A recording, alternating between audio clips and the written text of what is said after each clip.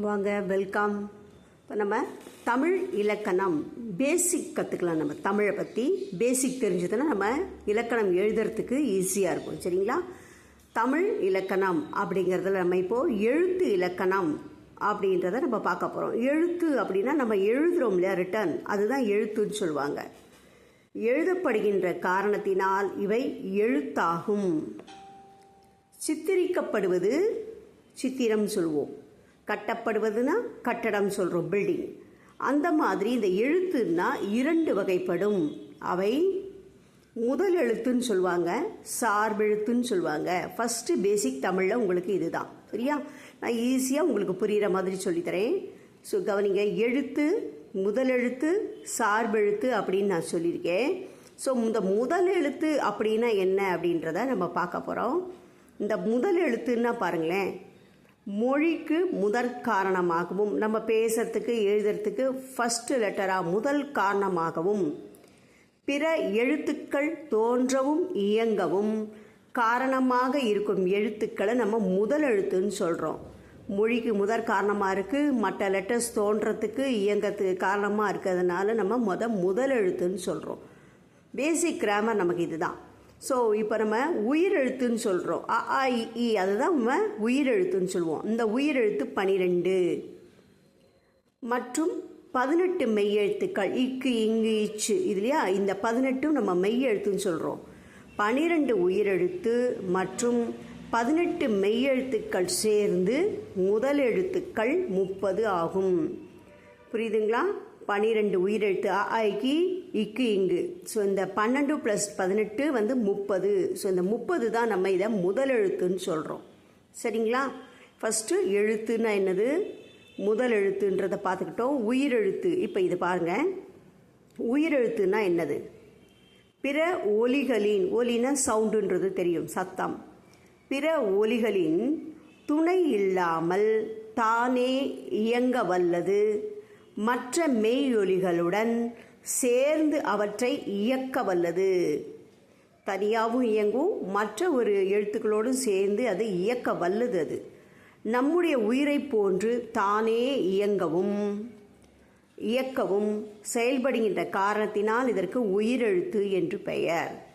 So இவை 12 எழுத்துக்கள். அவை அ ஆ இ ஈ உ ஊ ஏ ஏ ஐ ஓ ஓ ஔ. ஸோ இந்த 12ம் நம்ம உயிரெழுத்து அப்படிங்கிறது நமக்கு தெரியும். ஸோ இந்த உயிரெழுத்தை கூட கவனிங்களேன், ரெண்டாக பிரிக்கலாம். உயிரெழுத்து அ இ தெரிஞ்சுக்கிட்டீங்க. இந்த உயிரெழுத்தை நம்ம 2 வகையாக பிரிக்கலாம். குறில், குறுகி ஒலிக்கக்கூடிய எழுத்துக்களை நாம் குறில்னு சொல்லுவோம், ஷார்ட்டாக ஒலிக்கிறதுன்றது. நெடில்னா நீண்டு ஒலிக்கக்கூடிய எழுத்துக்களை நாம் நெடில் என்று கூறுகிறோம். கவனிங்க.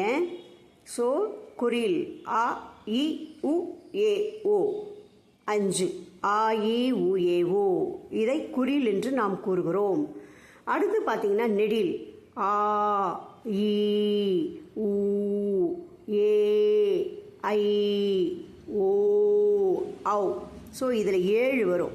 ஸோ ஆ இ உ ஏ ஓ, இதை குறில், குறுகி ஒலிக்கக்கூடிய காரணத்தினால் நம்ம இதை குறில்னு சொல்கிறோம்.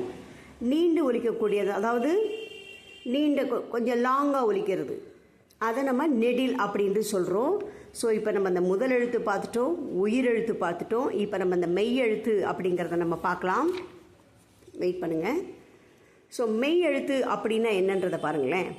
தனித்து இயங்க முடியாதது, புள்ளி வச்ச எழுத்து தனித்து இயங்க முடியாதது, பிற உயிர் ஒலிகளின் துணை கொண்டே இயங்க வல்லது. மற்ற ஒரு உயிர் ஒலிகளின் ஹெல்ப் இருந்தால் தான் அது இயங்க முடியும். நம்முடைய உடம்பினை போன்றே தானே இயங்கவும் இயக்கவும் இயலாத காரணத்தினால் இதற்கு மெய்யெழுத்துன்னு பேர். புள்ளி வச்ச எழுத்து நம்ம மெய்யெழுத்துன்னு சொல்லுவோம் இல்லையா, இக்கு இங்கு இச், அதுதான். ஸோ உடம்பெழுத்து அப்படின்னும் இதை சொல்லுவாங்களாம். உடம்பெழுத்து அப்படின்னும் இந்த மெய்யெழுத்தை இன்னொரு பேர் இருக்கான்.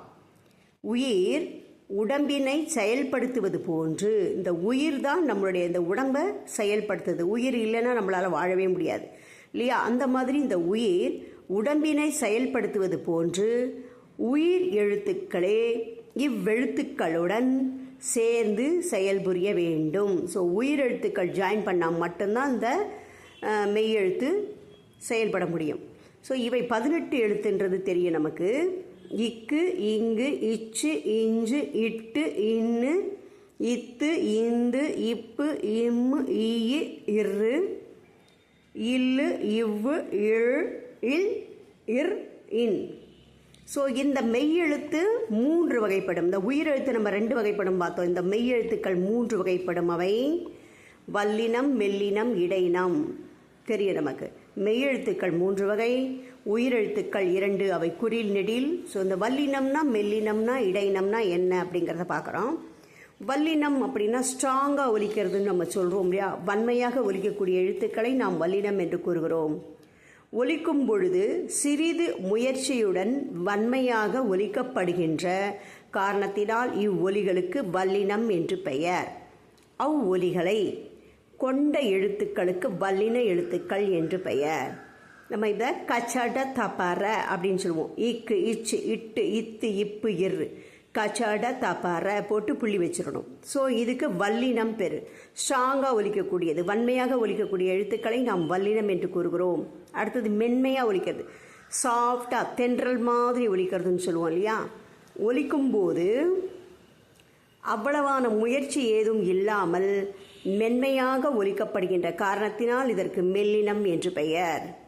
அவை இங்கு, இஞ்சு, இன்னு, இன், இம், இன், ஞான, நமன சொல்லுவாங்க. அடுத்து பார்த்தீங்கன்னா இடையினம், சென்ட்ரலில் வர்றது, நடுவில். வன்மையாக ஒலிக்கப்படுவதற்கும் மென்மையாக ஒலிக்கப்படுவதற்கும் இடைப்பட்டு ஒலிக்கப்படுகின்ற காரணத்தினால் இதற்கு இடையினம் என்று பெயர். ஈயு, இரு, இல்லு, இவ்வு, இழ், இழ், யரள, வழல அப்படின்னு சொல்லுவாங்க. சரிங்களா. அடுத்து நம்ம இப்போது சார்பெழுத்துக்கள் அப்படிங்கிறத பார்ப்போம்.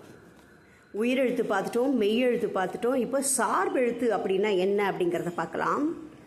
இந்த முதல் எழுத்து